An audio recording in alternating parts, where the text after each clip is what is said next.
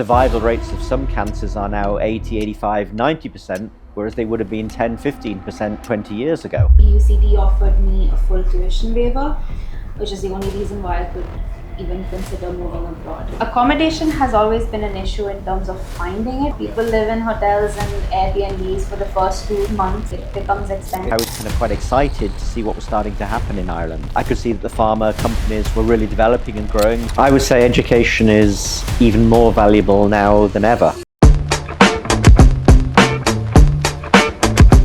Hey everyone, welcome back to the yet another episode of the Living Pod. Today we have a guest who is scientist, or we'll figure out whether he's a scientist or he's a science head or a dean of one of the top ranked universities across the world. Then we have, he been accompanied by a couple of very beautiful ladies and also very smart, intelligent ladies who are just not into recruitment. They're also ensuring all the insights, nuances, anything, everything is reaching out to the headquarters or to their management and how they are adopting. Thank you very much, sir. It was lovely to be here.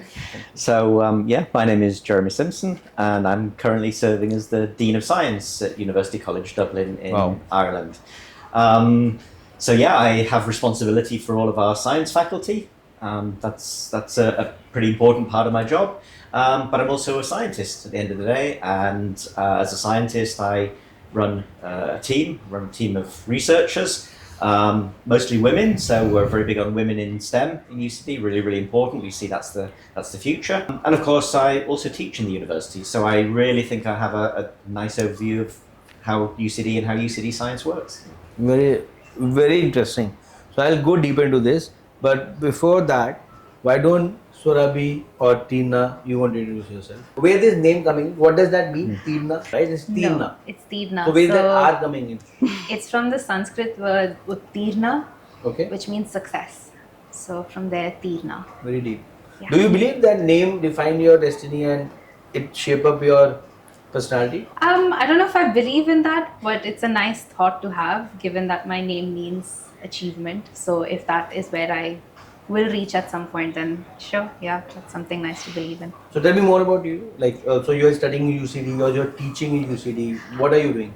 So I'm actually doing my PhD in UCD at the moment. I'm very close to finishing up, so I'll be done by the end of the year. But I grew up in India. I grew up in Bangalore.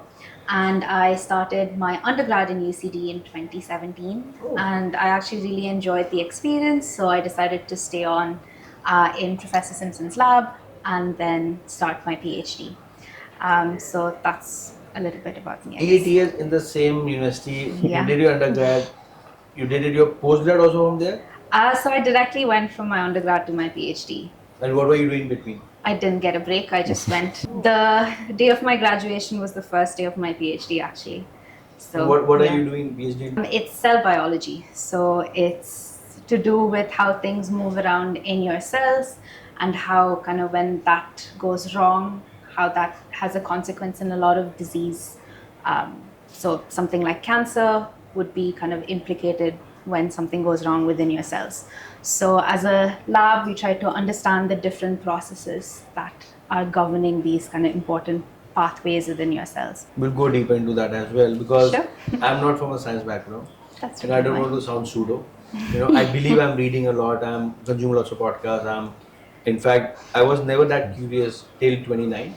And then when I started unitologist back in days 2011 with this category, disrupting student housing platforms. Mm-hmm. Since then now, I believe I regret my 20s. I mean, I won't say I regret, but definitely I say that someone should have been there to tell us that, have all the fun, eat everything, drink and travel wherever, but have the curious mind. So much to learn. We'll go deeper. Surabhi, how should I define you? Friend, supporter, industry. I guess we meet less, but whenever we meet there's a lot of warmth. Absolutely. Why you've been supporting me? What do you like about me? Let me start with me. Because you've been supporting and there's no vested interest. You have not, never ever, even ever, like there are people who somewhere make you feel, right? But you say that it's an empire, whatnot. I believe we are still very, very young. But you've been supporting us from last 7, 8 years. Yeah. You know, Yeah. what did you see in University Living or in me? Saurabh, I think the best part about you now, I will say few praises about you. All years. You know, I've been thinking So, that as a man, please accept all the praises. Anyways, you get very less. absolutely. Except from everywhere. Please go ahead. Absolutely. Call us up. I mean, I've been working with UCD from past 10 years, Wow. and it's been an incredible journey. I started when we were just 2 people in UCD, and now we are 10 plus team in last 10 years. So we have seen significant growth in not just the numbers, but also the things which we The have achieved impact in you've been, India, yes, the impact yes. which we have not just created in students' life, but the entire ecosystem, whether it is India or Ireland. And now about you, I have known you for almost 8 years, and the first time when we start speaking about it, I think the issue was accommodation. That's when we started speaking to each other.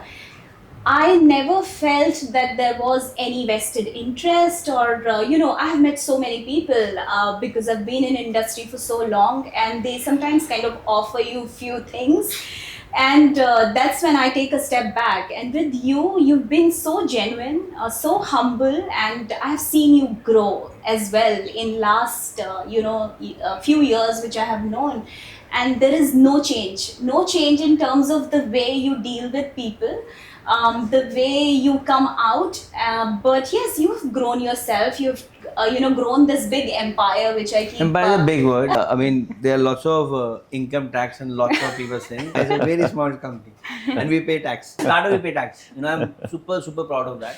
You know, being a startup, we're paying tax from day one. But why University Living? You know, there are other platforms. There are people who've been going abroad earlier than this. Absolutely. I mean, there is definitely a genuineness, and also, feedback. Like, I can give you any feedback and you've taken it on board. I think that's something which we've worked, even though we work for different organizations, but we work for the benefit of students. Yes. So, we have known each other and spoken to each other to ensure that in the end, the kind of product which student is getting, they are going for genuineness, because if you go to a new country, you don't know anything about it. You are just completely new. Education system is new. People are new. You're trying to make friends, and on top of that, if you're trying to find out accommodation for yourself, it could be challenging because you do not know the basic protocols, how to go about it. And if there is a company like yours, and there must be few others, but with you, the kind of genuineness which we have felt in last so many years is incredible. So that's something which I'll give it to you and your team. What are not so good thing, or probably you feel that probably if I would be at the helm, I would be doing this way and not this way? No, I think I think that's something which will be very big for me to say anything like that, because so far what I have seen, the feedback which I have given you, you've taken on board. Your team has actually come back and asked me if that has been fixed or no. So that's something which very few people would actually do. So I don't have any other feedback, but something which I would say to you is, Ireland definitely is growing and has grown in so many years when it comes to student understanding that Ireland is a destination where they can make their career, they can go for their studies. But when it comes to accommodation, of course, it could be a little bit of challenging when initially they are looking out for it. Though as a university, we offer wide range of accommodation options, but still, from parents' perspective or students' perspective, they want to look at various range which is available in the market. So that's something which I'm sure you're thinking to expand, or you've already done it. But going out a little bit early in the market would be great to give more information to students from that point of view. No, valid point. In fact, we mentioned about Ireland. Let's focus about the hero of this discussion, Ireland. Because we have seen how Ireland have exploded in last 15 years. I have a chance to have interaction with Sunit from Fateh, right? And how he started. He shared, early days of Ireland as a destination getting popular or building up in India. Again, Education Ireland being very supportive. Again, it's probably the logistic not been building up, but keenly waiting for doing with Berry or Wendy and Anu. Because they are very very supportive in our journey as a whole. Ireland is still not like the one. It's always UK, US, Australia, Canada, then probably Ireland. Why so? Is it conscious efforts or is it what I'm missing? Ireland is still not number one choice. And Tina, if I don't put you on a spot, but were you very clear that you want to go to Ireland from day one? No, to be very honest with you, I was actually not looking to move abroad at all. Okay. I wanted to study in India, and I wanted to study life sciences. And unfortunately, at the time, I think I just didn't get opportunities that I was really happy with. I was like, the curriculum was quite traditional, and I wanted to study something a bit more human body related that a lot of courses in India at the time was not offering. Is there now? Yeah, there are some more universities coming up now, which I think are doing a better job. Like you name I think there's one in Ahmedabad that I know someone who did a degree in life sciences, which was quite nice. Ashoka University has some good options. I wanted to go. One of my choices was Azim Premji in Bangalore. So different options are there. Right. There's some universities in Kolkata as well, Presidency and things like that, which offer courses. I can still see your love for Calcutta. Yeah. But I think I actually met Professor Simpson on one of his trips to India. The name Professor Simpson is like there are a couple of characters. I'm not into comics and The but Simpsons. They are no relation. I just like just for clarification. Unfortunately. Probably fortunate. No, Unfortunately. fortunately. I must be getting back to you. Yeah. But yeah, I met him on one of the trips, and like I think we just got talking about my love for science and my love for the subject. And I was not in a financial position to actually study abroad, but I was encouraged to apply because he thought I was like a genuine student and I had a profile that would kind of be suitable for even a scholarship. Wow. And actually UCD offered me a full tuition waiver, which is the only reason why I could even consider moving abroad. So that's why And how did you meet? I did that. How did I meet? It was like this, I think it was like an education fair Yeah. that I met Lorraine at from our UCD Global office, and she just said, oh, we have a professor coming in next week if you want to visit him. And it's a funny story. I don't know what he saw in me because I live on the far end of Bangalore, and he was saying right bang in the middle. And we thought, oh, there'll be like 100 students there and, like big event, like we probably won't get to talk to him very much. And we left on time, but Bangalore being Bangalore, we were stuck in traffic. And I think we were about... This was back in 2017. In I know what you were 2017. saying. Oh yeah, it's always been bad. But I think we were about 45 minutes to an hour late to that meeting. But it was actually just him, me and my parents. Wow. And that was huge. So, and my parents also are in science. So they really, I think, had a very good conversation. We really felt like the course was built for exploring the sciences and kind of specializing and doing something more lab-based and that kind of a thing, which at the time I wasn't getting really anywhere else. So I only applied to UCD outside of India because that was not an option for me at the time. And I was lucky enough to get a scholarship because of which I went. So yeah. Let me continue the story. What did you see in him? In her, sorry. And also when she was she was a teenager, right? And you went for undergrad. Yeah. We talk about undergrad versus postgrad versus PhD, studying India, studying abroad, right? Professor. Yeah. So you have to put this into context, at that and I time. can see you must be feeling so proud.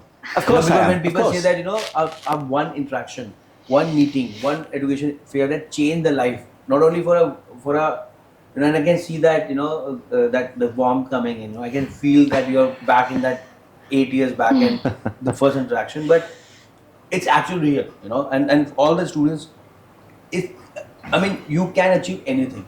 Just that the effort you made to come from Bangalore to that education fair and you waited for her, right? Mhm. These small things can change the trajectory of your life. So it's real. But only thing is we need to make efforts. We need to believe. When we believe and we make efforts, things happen. But back to Yep. what did you see in her? Well, she was a 17-year-old girl at the time, of course. But I suppose what struck me was her confidence for such a young person. But actually, probably the most important thing was passion for a subject. That came through in our conversation there a pseudo very passion? clearly. No, I think I've always Because I believe known. passion also overhyped. I mean, so I did my economics honors, and I believe, I'm very passionate as an economist, or I would say I used to get good marks in economics, and that's why I chose. And most of the Indian students, most of the student parents choose or decide a stream because of the numbers, and which is Yeah. such a flawed concept. I'm sorry, I'm interrupting between, but if you allow me. So you have seen the passion in her, Yep. and you're saying it wasn't a pseudo passion. Yeah, because Even at early age, at 17, you were sure that you want to do that. It was passion, it was pseudoness. No, I think it was genuine because there were two things. One is I said like I did grow up in a science background family, so I kind of knew the reality of the field. I knew what I was getting into, and I think as a much younger, I used to kind of rebel and be like, no, I don't want to do what my parents are doing. I want to be different. But slowly, I realized that no, I actually did enjoy that more and more. And the second thing is I don't know, growing up in India, it was a very small school that I went to. In Bangalore. In Bangalore, Bangalore, yes, being a big city, but my school was Yeah. small, and there was still a huge emphasis on engineering and medicine.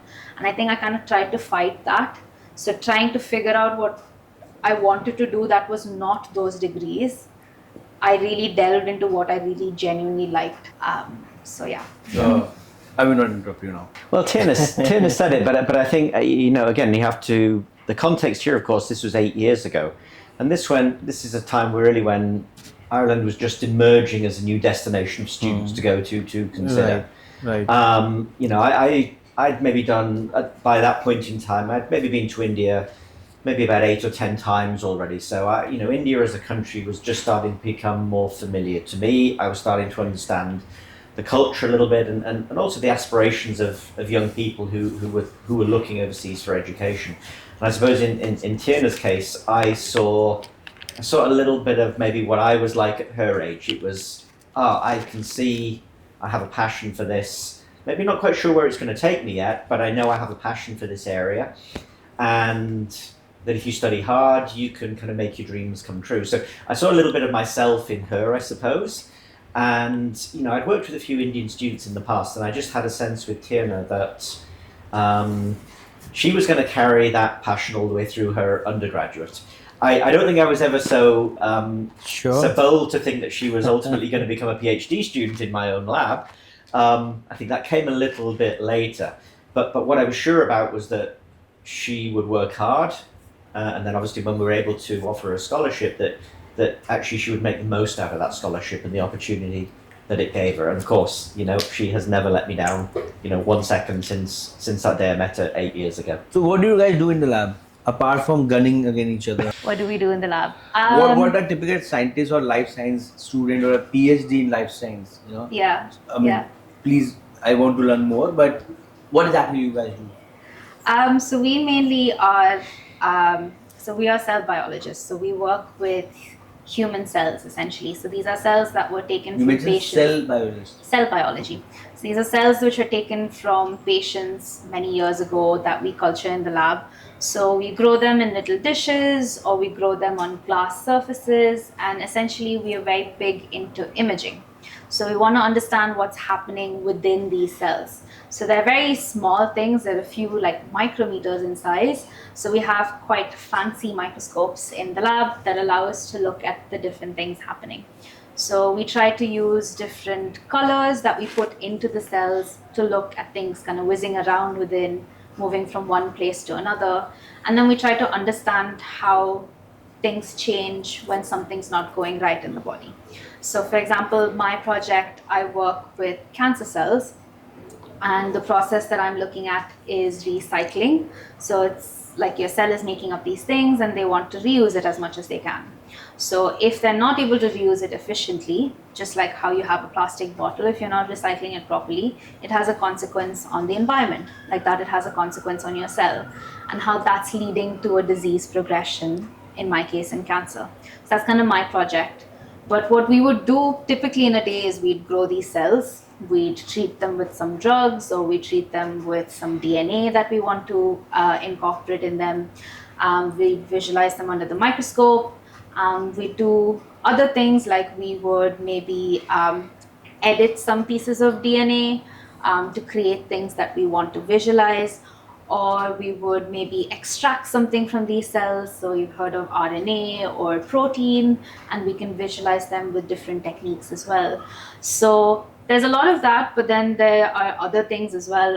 As a PhD student, I would teach undergraduate labs.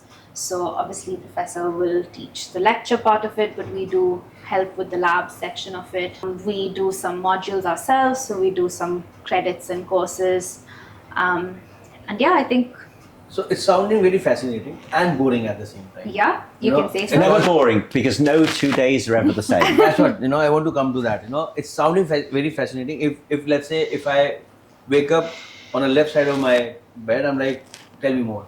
If I'm waking up on my right side, how you make money, and is it boring or fascinating? Because as a student who's probably 17 or 20, 21, as a parents who don't know whether a life science will make enough money, and is it practically someone who's investing a certain kind of money and time, is it worth it? So. Yeah, no, and these are big, important questions. So, I mean, the first thing to say is, as a PhD student, of course, our PhD students are paid to do their research. So there's a value in that. And the kind of science, the kind of research... And what kind of money it has? So I think different people have different fundings. I have a funding from the Irish government, and that pays a certain amount for my consumables, and it pays a stipend. So it's a tax-free stipend that I get every month in my bank account. You want to share that, if you don't mind?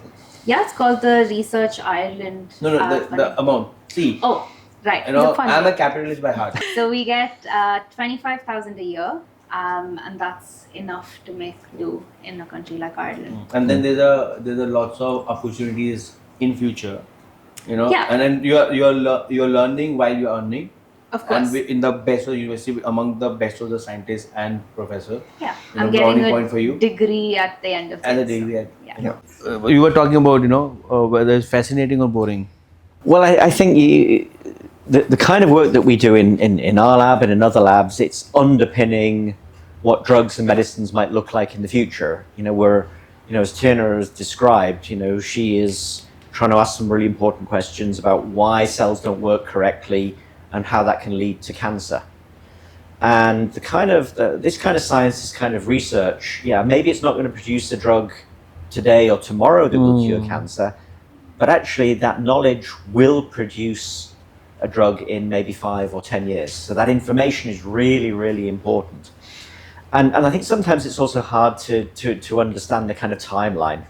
The science that we're doing now, it does have implications in the future, and that's why it's, I guess, so important. It's also why I said that no 2 days are ever the same. Because, of course, you discover something.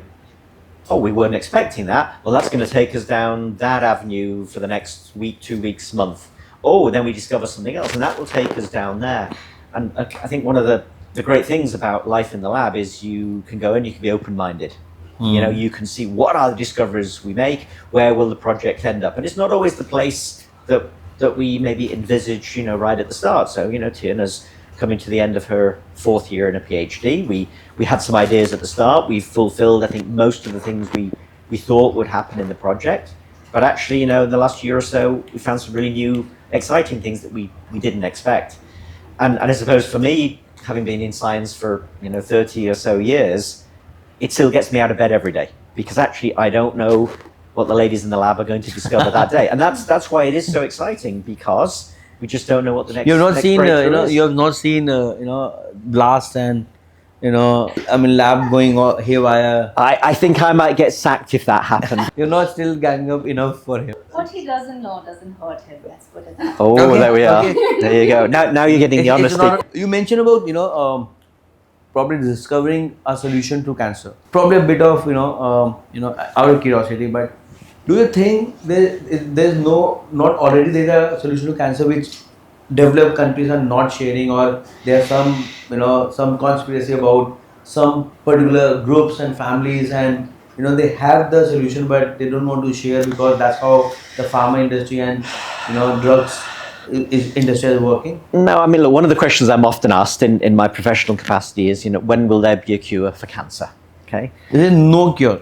But the problem is cancer is not one disease. It's not caused by a single thing. There are many types of cancers. So again, when I reflect back on my career in science, what we can do now in terms of medicine and medical technology is amazing compared to what it was possible to do 20 years ago. So, survival rates of some cancers are now 80, 85, 90%, whereas they would have been 10, 15%, 10, 15, 20 years ago. Now, that's still not to say there aren't still cancers where there's very low survival rates. But again, the kind of science that's going on now, the kind of things that Tina is actually doing in the lab, will provide those solutions in the future. And which are cancer, which are not, which are the most dangerous one? So one of the cancers that we've worked on of late is ovarian cancer, for example. And one of the problems there is it's diagnosed very late. Typically, it's hard to diagnose. There's many kind of very soft symptoms. And often when it's diagnosed, actually the cancer has spread. So, that, for example, is one of the target cancers that we have a little bit more interest in, because currently the survival rates are not so good. Because the analogy I give for cancer, and it's very fun, a bit funny and a bit annoying also. So I say accommodation is like a cancer. Every field they will not get it. Nothing will happen to them. And once they realize, it's too late. And you are a student, right? You've been sharing off camera that you reached to Ireland when you were kid, undergrad, and you face problem to find accommodation. Yeah. Again, people feel because this is how I make bread and butter. This is important for me. But I want to discuss the on the ground reality about housing in Ireland, because everything is going fine, right? Accessibility, it's a part of European Union, it's affordable, it's safe, there's employment, everything all takes. But accommodation is it, people say there's a crisis. I said crisis is too strong word. There are issues and there's a solution. But first we want to discuss and learn from you on the ground, because you are there. I'm in Ireland every 2-3 months. You are there. But for the student parents, very, let's say they decide on Ireland. Now they decided on UCD. If they are lucky enough and smart enough to get through. But what about accommodation or living expenses on the ground? Yeah, so I think Ireland has become quite expensive recently, like Dublin per se. And that's maybe a part of it is the globalization and it being kind of such a kind of hotspot for a lot of students, but for a lot of tourists and things like that as well. And I think majority of Ireland's population lives in Dublin anyway. But accommodation has always been an issue in terms of finding it, I would say. So it does take a while, and I think where people fall back is they don't start soon enough to look for accommodation.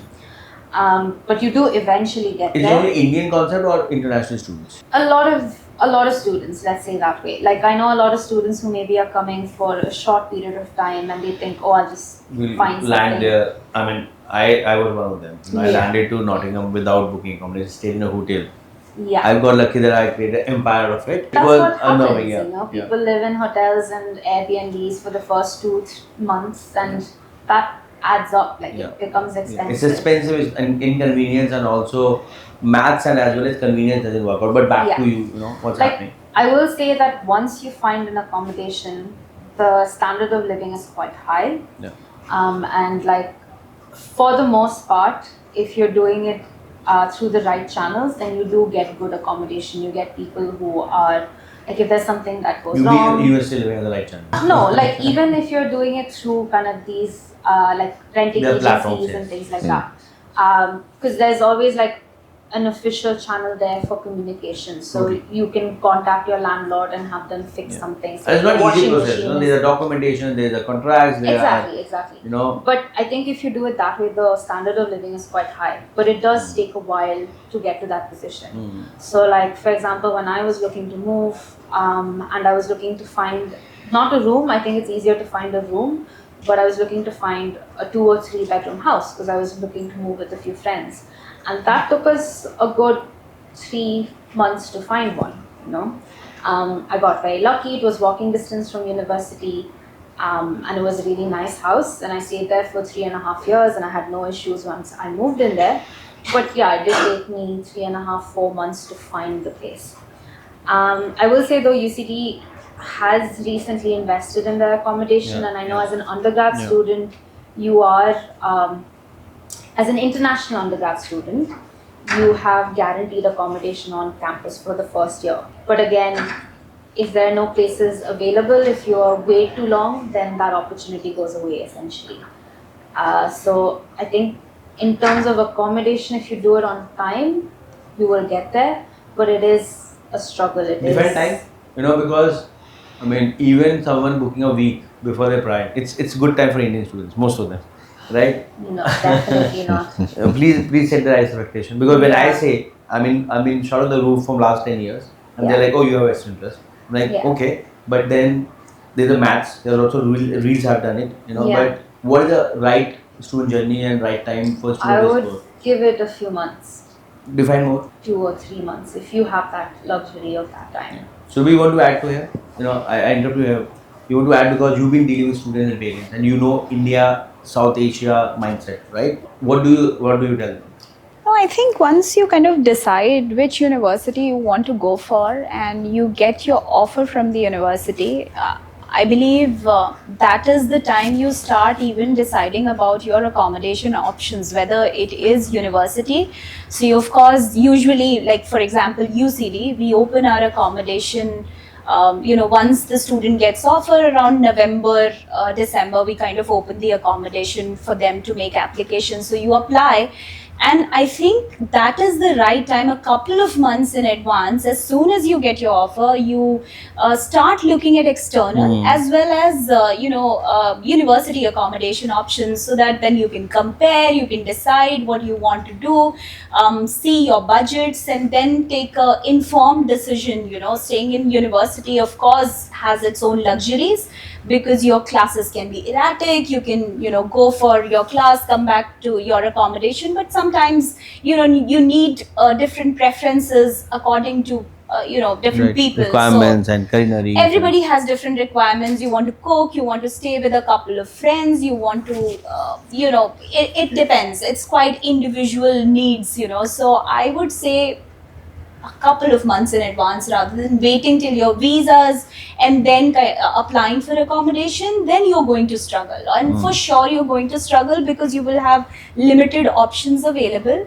and then you will think about your budgets and things like that. And also there is a category of students, like you said, they would kind of reach the university and then they start exploring the options. I would say don't do that. You could be lucky that you will find something, but mostly it is another kind of, mentally it's not good for you at that point of time, because there are multiple other things which you're supposed to do. Your life, your journey has to be smooth. Right. So let's make things smooth for ourselves, stress-free, so that you can focus on, right energies. Absolutely. In fact, that's a good business case for us, but even we avoid that, because anything done last minute, either there will be experience will go haywire, or there will be some loopholes, that's stress for us as well. In fact, I mean, I can make money out of that panic situation, but in long term it's not right.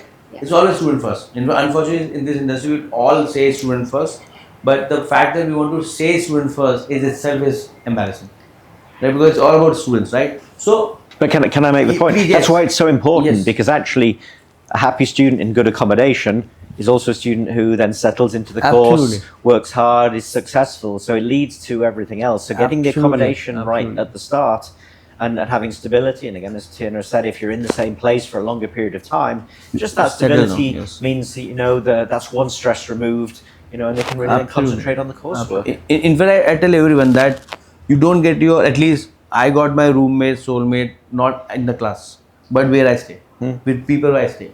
So accommodation is just not about, I mean, you learn a lot on class, but you learn more, when you are with the people you're staying, where you're staying. In fact, I tell everyone, especially Indian parents, that if you're chosen or decided to send your kid abroad and spending $30, $50, $70, $100,000, the extra $2,000, $5,000 doesn't matter. It will in fact don't be, I don't know if I can use the phrase penny wise and pound foolish. And coming on that, are you Irish? Are we good friends enough to? I call you Jess now. I've been hearing you guys. You Are we can friends call me enough that. now? I would be known as that. Because I can call you Professor Jeremy. That's very Yeah. formal. Yeah, no, there's no need for So, that. Yeah. so Professor, tell me about your background. Yeah, Where you so from, how no, everything works that's out. fair enough. So I was born and educated originally in the UK. I was very lucky in my education that I got to spend a period of time in California in the US. Worked in a research institute there. That was very informative for me as part of my training. And then I had the opportunity to go abroad to spend a significant time abroad. And actually, I went to Germany for almost 10 years. Again, working in a research institute, honing, developing, my skills as a scientist. And it was a great period of time. So, the opportunity to live and work in a non-English speaking country, in my case, was great. So not only from a science point of view, but from a kind of personal development point of view. But then I was approached by UCD all the way back in 2008 to join the university as a professor, and to actually bring some new technologies into Ireland that were very relevant to the kind of area we work in the cell biology space. And I think, again, as we've talked a little bit about, I think I was kind of quite excited to see what was starting to happen in Ireland. I could see that the pharma companies were really developing and growing. The economy was doing really, really well there. Science was taken seriously. There was good funding for science. So for me, it was a great opportunity to bring my knowledge that I'd learned a little bit from the US, but mostly from Germany, to bring it to Ireland, to introduce new technologies, to share that, of course, with the students, and to build a lab and the team that I've done. And I think I'm very proud of the contribution I've made to Ireland and to UCD over the last 17 years. And of course, for the last 4 years, I've been very privileged to serve as the Dean of Science, so to lead a faculty of 5,500 students, 800 staff, who all share my passion for science. And that, of course, is a huge privilege. So for me to be able to bring my learnings from around the world to a small country, but a small country that is now very impactful in the area of sciences, is something that for me, for my career, is incredibly fulfilling. But actually, the best part of my job is the people I work with, and I said that from day one, and I say that right now. While not being Irish by birth, I feel adopted Irish. Very fond of the Irish people who I work with every day. But actually, of course, Ireland is also a very international country. In my own lab alone, we have 6 different nationalities, for example. So for me to be able to work with, young, intelligent people like Tina every day, who bring a certain perspective. Who are smarter nationalities? Well. Do we have Indians and who else? Yeah, so we have, at the moment, we have Indians in the lab. We have a young lady from South Africa. We have a young lady from Italy. We have, obviously, Irish. We have a young lady from Libya. We have a Chinese national and a Taiwanese national.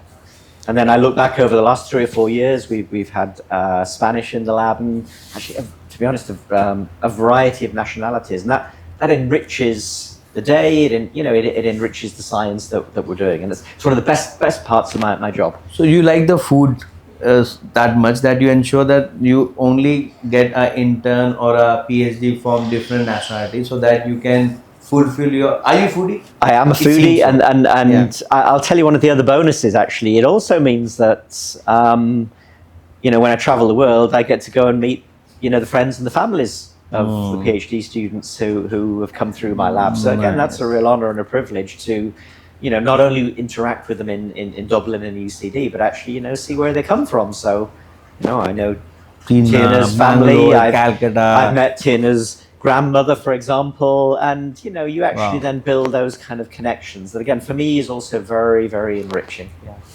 So many questions, for all 3 of you, right? First of all, I'm sitting with someone, 3 of you, who have collectively got 35 years of UCD. So I believe I can drive so many insights, so many data, so many experiences. Probably UCD can sponsor this, this podcast or a series, right? But no, I mean, in my mind also, I mean, again, I have got a privilege to go through UCD, have a a tour for UCD, and thanks to you for that. And there's warmth, there's genuine warmth. It's to do something with Irish culture, and then again with the UCD culture. So many questions, So I want to ask. So you've been working with so many nationalities. If you want to give some insights on different nationalities, right? Then there's a question. You want to add to this, or I'm just saying that's very controversial. this is what people want to see. I'm also a content creator now, right? But no, I'm not saying that. I'm not comparing them. But I'm generally want to learn that, because I feel, I firmly believe I'm a global citizen. With all my heart in India, right? Because we got privilege, and as you mentioned, got fortunately lucky to travel, to meet with people, who are way ahead, more smarter, and probably more established than you, and then you learn so much, right? And this is where I want to understand study in India. So I have a theme. I always say that with AI, with tech, with YouTube, everything is free. If you want to study, you can study there. Right? Still, why someone want to pay $50,000, $100,000, $200,000 to go abroad and study? So is education still relevant? Study abroad or study in your country, right? And then how one should seek to become a global citizen, or go deeper for the country, because I believe, and I can be controversial here, I believe countries are it's a very interesting concept. Let me stop there. It's a very interesting concept, but as a global citizen, it used to be like that, right? But now there are borders and there are vested interests, and it's unfortunately what's happening, it's there are stringents, right? There are tensions around, right? There are tariffs around, right? Not good for the world, right? But let if you want to pick any of these questions and answer it. I'm sipping water. I'll make a couple of comments. So the first is, actually my very first PhD student when I joined UCD was an Indian, and he was a computer scientist. He was. You mentioned he. He was a he. You work with he. Occasionally, Okay. I work with he's. He was a computer science graduate, but yet he came and worked in a cell biology lab with me, and I learned from him, and he learned from me. And we come from two different cultures. I learned from him, and he learned from me. And actually, when I was building my lab in UCD, I learned so many lessons by having that close interaction, with him at the time, and he's now very successful in his own right. But I think I learned that, Indian nationals in particular tend to be very motivated. They tend to work very, very hard. They bring, particular dynamic. Also helps if they cook really well, because I'm a big fan of Indian food. So many positives. So I think what we're also very lucky in the sciences in particular is that science has always been an international team sport. The best science has always been because you bring people together who have different ideas, coming from different discipline backgrounds and different cultural backgrounds. Because actually when you have a mix like that together, that's when you have those sparks, those explosions that we don't obviously have in the lab. But it's what generates actually really innovation and creativity. If you just put 6 or 10 people in a room together that all come from the same discipline, all the same cultural identity, you don't get that. And that's where I think, this whole concept around globalization and everything is still so critically important, because it's what drives creativity. Yeah, I agree. Your view, you want to add, Surabhi, Tina? Maybe Tina, as a student, Yeah. perspective of being in a lab with different nationalities, yeah. Yeah, I think for everyone, I realized growing up that for me it was very important to move outside my comfort zone. Now that could be going and studying abroad like I did, or it could just be traveling even within your country. Yeah. But I think it's really important to meet different people, try and see their perspective of things, because people have different ideologies, they have different economic backgrounds, they have different ways of approaching every situation, and you're quite oblivious and you have a mindset of what's happening around you. So it really opens your eyes when you meet different people. And I think that was the biggest thing for me, because yes, you do have a culture shock moving abroad, but it is very fascinating and very rewarding when you can connect to someone, you know. Right. And like small things, like one of the big Irish phrases that they say is, now my Irish is awful, but it goes "Céad Mille Fáilte," which means we give you 1,000 welcomes. And like Say it again. "Céad Mille Fáilte." Okay. Okay. I was trying to give it a shot, but I'm not. No, that's okay. I'm probably not saying it right anyway. But it kind of resonates, like you find those parallels. And I've always found that very similar to how we say Atiti Devo Bhava, you know? So, like, people at the end of the day are people. Although we've grown up differently, Yeah, we are yeah. people. So, Right. that realization, I think, only comes when you have something like globalization. And that's something that I think it's made me more empathetic and more kind of aware, and I try to look at different perspectives. Now that could be in More a, open-minded. yeah, that could be in a lab setting, or it could be just interacting with different people. But I think that doesn't come unless you have people from all over and from all different disciplines.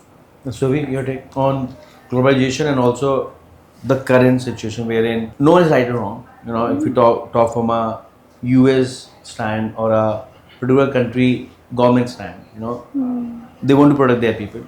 You know, there are some people have abused global mobility as a concept. Yeah. You know, in fact, I call myself global citizen who is an evangelist for global mobility. But make it very clear that global mobility through immigration and global mobility through education are two different concepts. People have merged it, and that's where the expectation of, oh, if we go abroad and we spend this, we need to settle there. No government says you come and settle here. You know, if you add value, you will be welcome. If you're not, then even if Indian government is inviting any of the neighboring students or neighboring country students, even we don't like citizens for them to be settled here, because that is also depleting my resources. Provided if that person is adding value and creating value, then we want to be around. So this value creation is a very big concept, but people have abused global mobility as a concept. Probably, you know, you've been in the industry for 10 years, right? You have been meeting so many education partners, universities, traveling. What's your view on this? So I have been in the industry for almost 18 years. 18 years, sorry.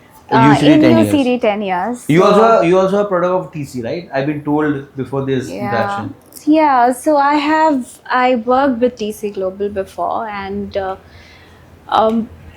you know, as a concept, so I started working, in fact, when I was doing my master's. I was studying psychology, and then I started working with a psychologist initially, and then I moved into this sector. I think when you move to this sector, you never kind of decide, you kind of somehow you end up coming over here. So one of the rewarding things, I'm digressing a bit, but you know, when I started off initially, it's always been like big four destinations.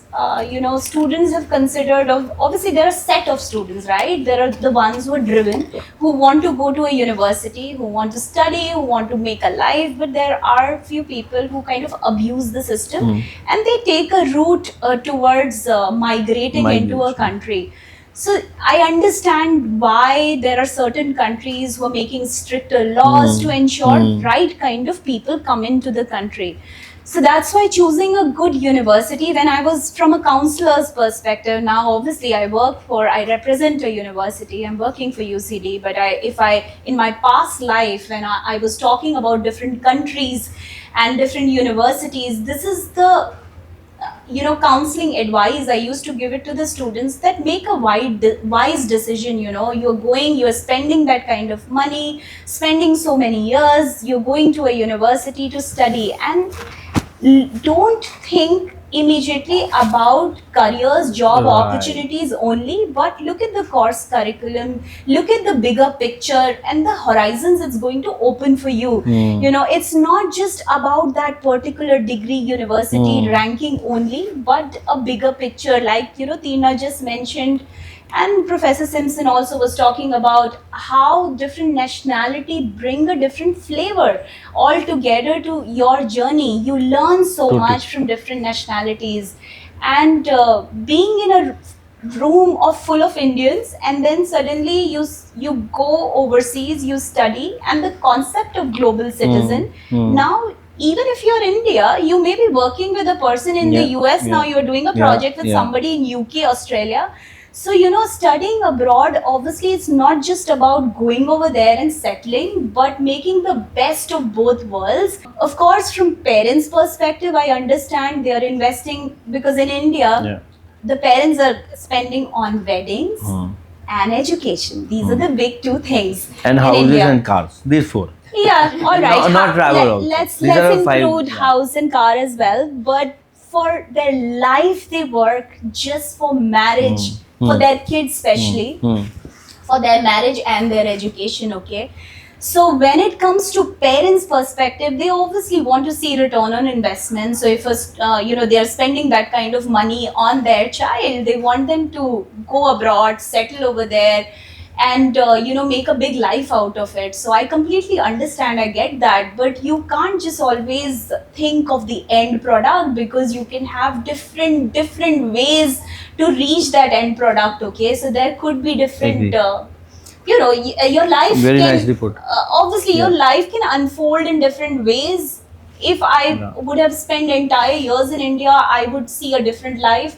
If I move overseas as a global citizen, I would see different lives. Right, So I'm not saying Indian education is not great, then you go abroad, but what I'm saying is, you to make your horizons better, our education system is great. We are seeing the students who are going, like Tirna for example, going on a full scholarship and then getting a scholarship for PhD as well. And so many Indians currently in Ireland who are contributing to economy. They're working in pharma, in IT, in medtech, in businesses, economics, all these sectors, and they are obviously paying taxes, contributing to economy. So they're doing exceptionally well, because their education in India, that has been a great foundation, and on top of that they have studied from an amazing institution like UCD, which has added value. So that's something which I think is really important to choose a university. Anything you want to add? And I have all other sets of questions. And again, so we discussed about education, or probably we still need to talk about why education is important still in AI and in YouTube era. Then we talk about study in India versus study abroad. You need to be balanced out. But I can ask this question, and I'll share my perspective, a very strong opinion perspective. How I'm planning with my daughter, how I'm thinking, because what been not told to us, or we were not aware, is studying abroad should be a sport, yes. Is it expensive? Yes. But can you access it with better planning, and like you got 100% scholarship, right? You are getting paid to learn. I mean, wow, right? Probably were good in your studies, and then the typical adage or thinking of that, if you study well, life will take care. Is still true? Is that true for everyone? Probably we'll discuss that, right? Then my next questions are undergrad versus postgrad or PhD. We'll take it from you, but then you mentioned about country versus course versus university. Again, because these are the things which people want to hear, students want to hear, parents want to hear, and they want to hear from different people. Because end of the day we all have vested interest. You will talk about UCD, you will talk about Ireland, I will talk about university living. But this is the beauty.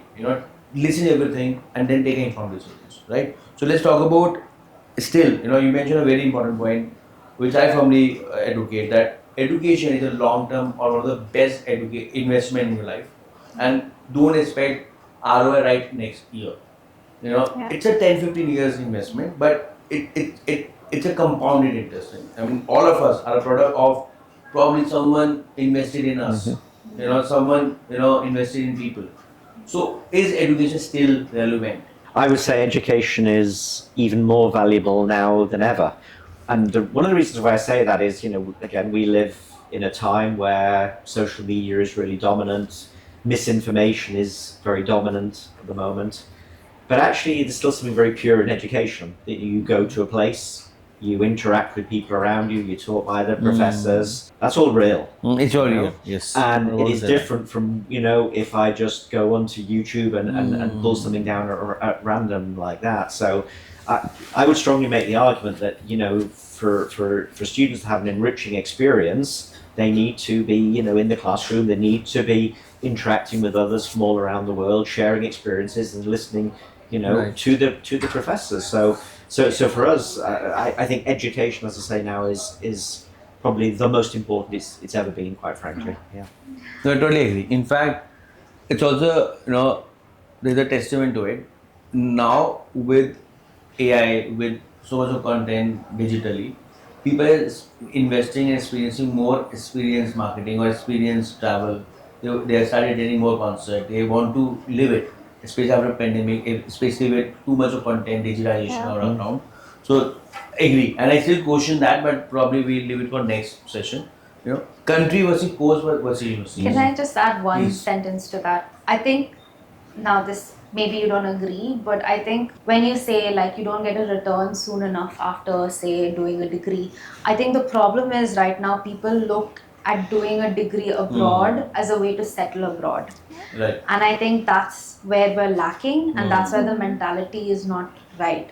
And I see those people come into university and they don't actually focus on the course. Right. They are Part-time, just and they want do to yes, like I worked across my undergrad because I needed to. I couldn't financially afford it otherwise. But you still put in that time and effort into your university. You have come there to study, right? It's not when people see it as a means to settle in a place, that's when they Agree. Absolutely. and I think that is where, like, I have seen people coming in the last 8 years. I've seen many people do really, really well. A lot of people have bought houses now who kind of did their masters when I was doing my undergrad. Please get me connected with them because probably I Yeah, can rent sure. them. Sure. Way to get more supply planning because there's no construction happening. Yeah. They are, government have their own policy Yeah. which Yeah.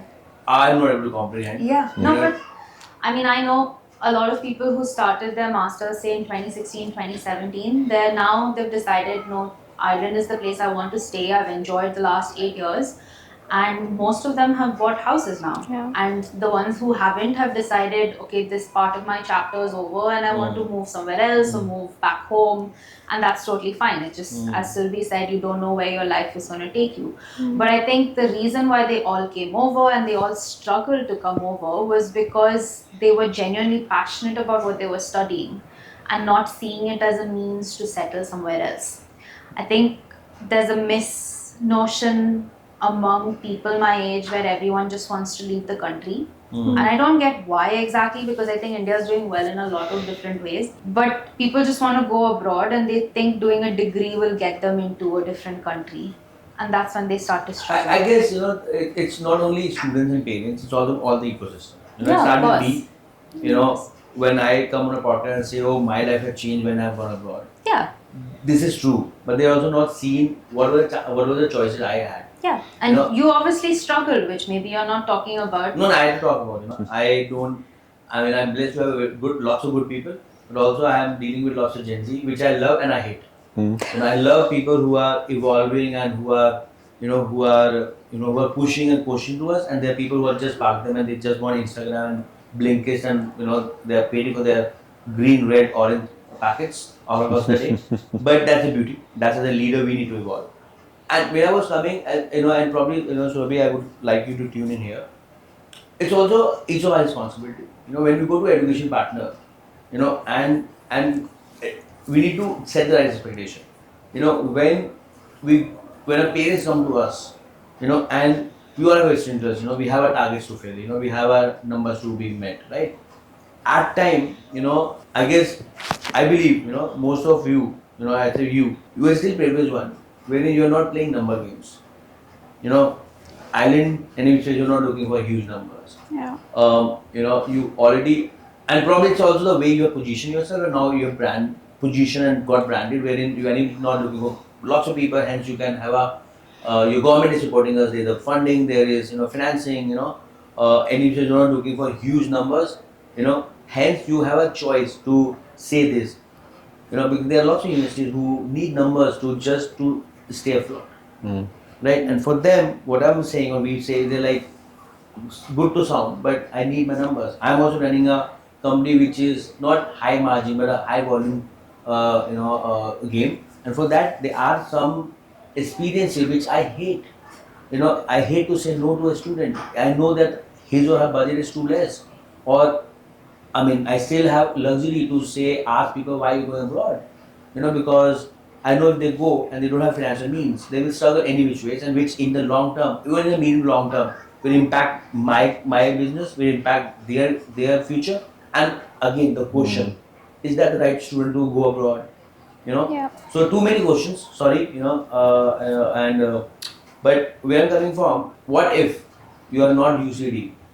You don't have like such a strong brand which you have built up over years.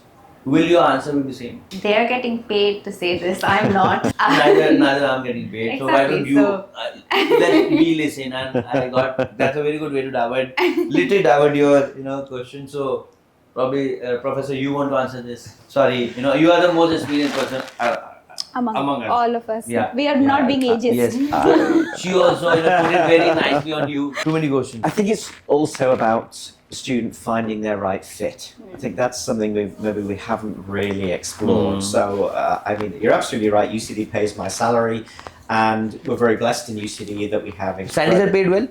In India, they are not, unfortunately. This is what I've been told. I think salaries are fair.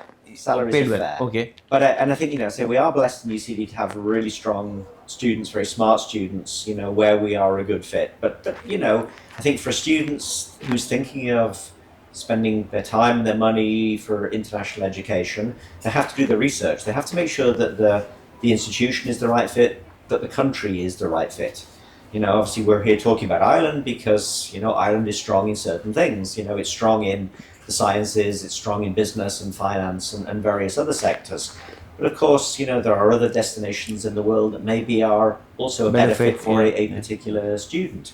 And I think my advice always is, again, notwithstanding that UCD pays my salary, my advice always is, the student has to do their research. There's no point in just looking at a ranking or just blindly looking at a subject. They have to look at the big picture. Is the department that they're going to go to, is that strong in that particular discipline area? Is the university or the institute the right one that fits their particular needs with the right environment? Is the country the right fit, for their hopes and aspirations? And really the onus is on the student to do the research to make sure they get as much of that correct as possible. Absolutely. In fact, for the same reason, we came up with this, tool called Study Abroad by Different International Education, SABI. We are not into education. We are not into admission. I would say we are into education, more or less, right? Because I keep questioning myself: am I edtech, proptech, or travel tech? I'm somewhere in between. But yes, that's why we launched SABI, because we realized that we have a superpower. We are not into admission, and I'm not promoting one country or one university. So we can have that's why we use the AI wherein we build this. It used to be a wrapper then, but now it's like evolved into a full Unilive Connect, where the student can connect with students, student can connect with parents, student can connect with universities, education partners, and because it's free. And for me, the Western is it's my funnel. That's my funnel, because we want students to connect with us as early as possible so that we can educate them. But at least I'm very proud that we have no experience to push them, to use Ireland or UCD. But in this world, even the research we invested, right? Most of the blogs we're reading, most of the content we are creating, it's being created by someone like us, and then we all have best interest. So how a student do their research, which is not being narrative driven? Yeah, and I think it's also useful when incoming students can connect with current students, for example, share experiences. That's really, really important. Very powerful. And again, it's also what I said. It's if they ask the right questions of a current student, they can understand. Is that a good fit for me? Is that the right experience? And I think this is the value of of certainly for UCD, that we've got obviously a very strong international student body. And we have certain expectations that they will also provide help and advice to the next generation of students coming in. And as I say, if that advice is, well, actually maybe this isn't the right fit for your needs, Well, then that's good advice. That's sound advice, and I think that's Students really don't need to important be that lazy. They're honest. Students don't need to be lazy, right?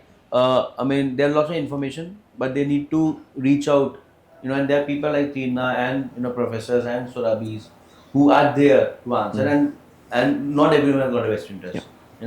Undergrad or postgrad to study. If someone is looking to study abroad, what do you suggest to your cousin or a younger Tina? One should go for undergrad or postgrad because they have all pros and cons. Difficult question. I think it's just finding the right course for you. I think there are advantages to doing an undergrad abroad, but there are disadvantages as well. Like, I moved out of home when I was 18, Yeah. so that is something that if I could change, maybe I would spend more time with spend friends. more time with my family. I was very into a lot of like for me, my culture is very important. I would do Bharatnatyam. I would my parents did a lot of acting, so I would be involved in that very heavily. Which obviously, to some extent, I do have in Ireland, but I'd been doing that for 13, 14 years already. So I we can kind of- shout out that Indian movie, Surabhi, that India organization which you've been supporting and they're doing a great job. Indian Irish movie. Ireland, so she knows about it. This Ireland India Festival, Indian Film Festival. yeah. Yeah, So yeah. like When you I've- told me about that, I really found it very interesting. Yeah. So yeah. I've kept up dancing, say for example, not in terms of Bharatnatyam, but I do more kind of freestyle, Bollywood, Indian, semi-classical, that kind of thing. I've actually performed at that event 2 years as well. So I think there are some things that I would change, but then some things I probably wouldn't as well. So I think I became quite independent very young. I was living on Do my you own. also got a bit less emotionally attached with your parents and with your culture? Did that happen with you? No, I think it made me kind of miss it a bit Miss, more. yeah. So, but it depends on the person, There are some people who don't Yeah. relate and they want to move away from that, which is also completely fair. Yeah, yeah. But I think for me at least, it kind of honed in my values a bit more. And I think right now, when I think of where I want to go in the future, I do think I want to come back to India. So when I do get a permanent position and I want to settle down, I do see myself coming back to India. And maybe that was because I moved out so young and I have So seen... very subjective and Yeah, so I think it just depends on the person. Which would be great for India if you come back.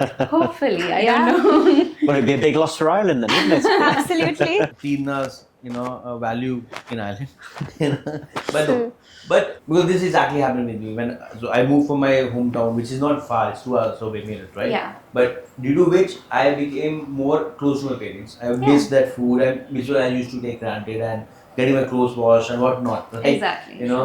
But any tips or advice to students who go abroad as undergrad or they go abroad, alone? It seems right that you have a great ecosystem and people and friends and all which keep you grounded in that moral compass. You know your limits and whatnot. Yeah. When people go abroad, especially young kids, when they see so much exposure, they are alone, they have their money, how to balance out not to be very timid or not be too much of extrovert, I would say, if I lack of word at this point in time. An extrovert. I think there is benefit when you put yourself out there.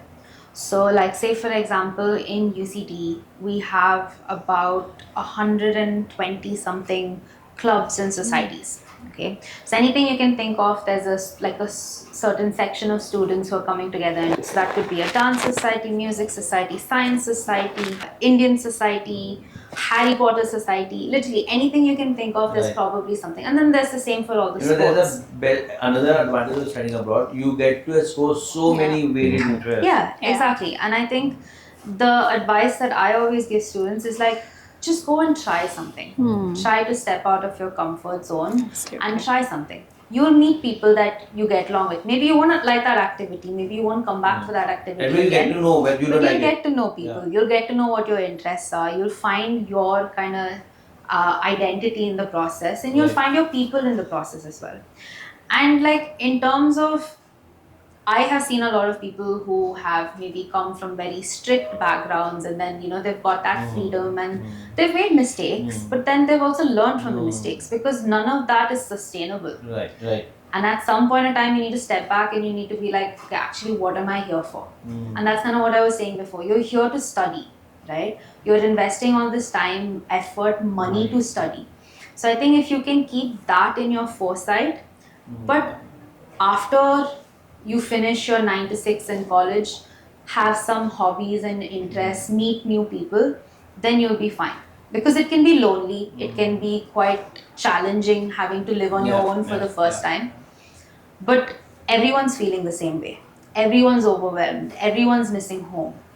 Even Irish students, a lot of them travel very far to get to university. A lot of them move cities to get to university. So everyone's feeling that way.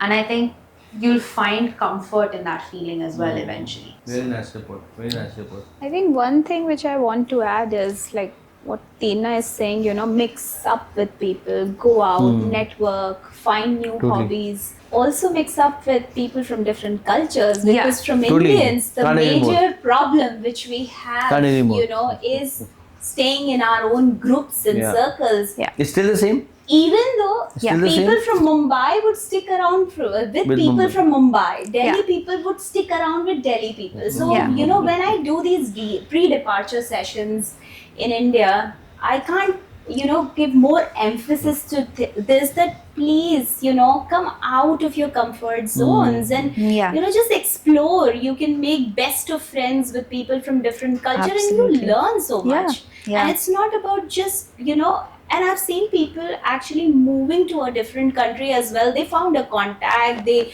through their network, for example, someone from Germany, actually you found a contact in a company, you kind of moved to Germany because of that, Absolutely. Anything can happen, but sometimes we want to live in our own silos.